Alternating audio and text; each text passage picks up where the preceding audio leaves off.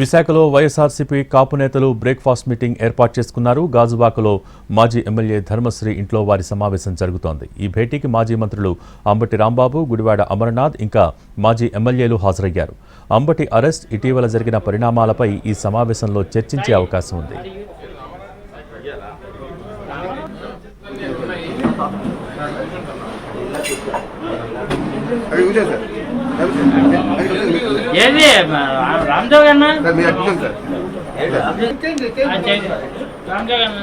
విశాఖలో వైఎస్ఆర్సీపీ కాపు నేతలు breakfast meeting ఏర్పాటు చేసుకున్నారు.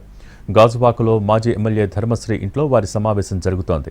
ఈ భేటీకి మాజీ మంత్రులు అంబటి రాంబాబు, గుడివాడ అమర్నాథ్ ఇంకా మాజీ ఎమ్మెల్యేలు హాజరయ్యారు.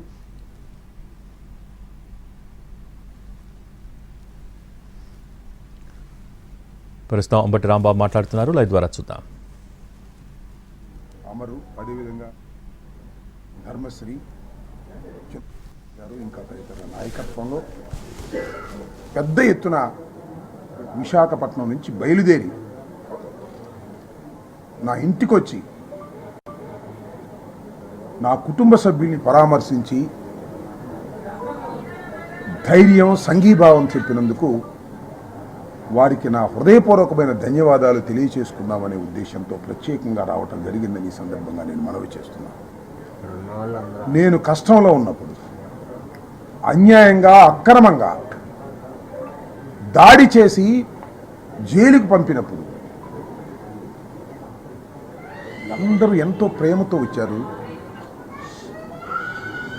మీ కుటుంబానికి జరిగింది అన్యాయమని ప్రపంచానికి చెప్పటమే కాదు, నా కుటుంబ సభ్యుల్ని కూడా ఓదార్చేటటువంటి కార్యక్రమం చేశారు.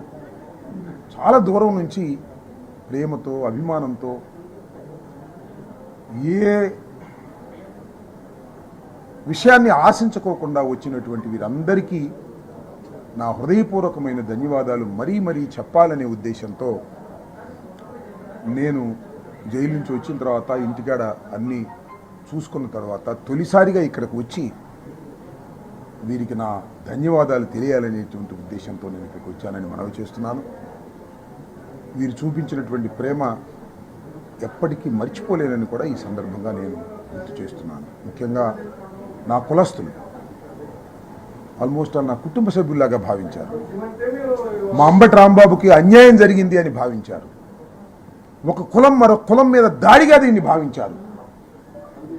భావించి ఇంత సంఘీభావం తెలిపినటువంటి వారికి మరొకసారి నా హృదయపూర్వకమైన ధన్యవాదాలు ఈ సందర్భంగా నేను తెలియపరచుకుంటూ ఉన్నాను. ప్రతి ఒక్కరికి, ఒక్కళ్ళు కాదు వచ్చి మీ ముగ్గురు పేర్లే చెప్పాను, కానీ ప్రతి మండలం నుంచి, ప్రతి గ్రామం నుంచి వాలంటీర్గా నేను ఇక్కడికి వచ్చి ఆశ్చర్యపోయాను. వాలంటీర్గా టైం అంటే టైంకి బయలుదేరి గుంటూరు వచ్చారు. ఊరిని ఒక పిలిపిస్తే చాలు, సొంత కార్లు పెట్టుకొని మన కుటుంబ సభ్యుడికి ఏదో అన్యాయం జరిగింది వెళ్ళాలనేటువంటి ఉద్దేశంతో పెద్ద ఎత్తున విశాఖపట్నం నుంచి వచ్చారంటే చాలా బాధలో కూడా చాలా సంతోషం అని ఈ సందర్భంగా నేను తెలియపరుస్తున్నాను. అంటే జరిగినటువంటి అంశం ఎంత బలంగా ప్రజల మధ్యకి వెళ్ళింది అనేది ఇక్కడ గుర్తుపెట్టుకోవాలి. 1983లో తెలుగుదేశం ఆవిర్భవించింది. అప్పటి నుంచి ఇప్పటి వరకు ఒకసారి పరిశీలన చేయండి మీరు. సరే, చిన్న చిన్న దాడులు జరిగాయి, గొడవలు జరిగాయి, ఘర్షణలు జరిగాయి, మనం చూస్తున్నాం చరిత్రలో. స్పాంటేనియస్గా జరుగుతూ ఉంటాయి, మనం వాటిని ఆపలేం. జరిగిన తర్వాత హుటాహుటిని వెళ్ళి ఆపేస్తారు పోలీసు కానీ జరిగింది. కానీ గత నెల 31వ తారీఖున జరిగినటువంటి, అంతకుముందు 31వ తారీఖు జరిగినటువంటి దాడి, నా ఇంటి మీద జరిగినటువంటి దాడి ఏ విధంగా జరిగిందో ఒకసారి రాష్ట్ర ప్రజానీకం ఆలోచించాలని మనం చేస్తున్నాం. ఒకసారి కాదు, 2 సార్లు కాదు, 100 సార్లు ఆలోచించుకోవలసినటువంటి సంఘటన ఇది.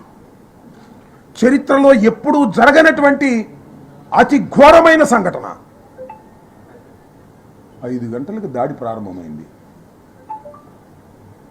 ఎన్ని గంటలకు ముగిసింది? వాళ్ళకి అలుపు వచ్చిన తర్వాత ముగిసింది. 12 తర్వాత ముగిసింది. 10-20 నిమిషాలకు నన్ను అరెస్ట్ చేశారు. నా ఇంటి మీద, నా ఆఫీస్ మీద కంటిన్యూస్గా దాడి. ఈ సమాజంలో పోలీసు లేదా? పోలీసింగ్ లేదా? ఉంది. ఎక్కడుంది? అక్కడే ఉంది పోలీసులు. పోలీసు బలగాలన్నీ కూడా అక్కడే ఉన్నాయి. పోలీసు బలగాల సమక్షంలో రాజధానిలో, గుంటూరు లాంటి పట్టణంలో, నడిబొడ్డులో 5 గంటల నుంచి 12 గంటల వరకు ఏకధాటిగా దాడి జరుగుతుంటే అడిగిన వాడు లేడు, ఆపిన వాడు లేడు. ఎందుకు జరిగింది ఇది? ఈ రాష్ట్ర ముఖ్యమంత్రి కుమారుడు సారథ్యంలో జరిగింది కాబట్టి ఎవడాపలా.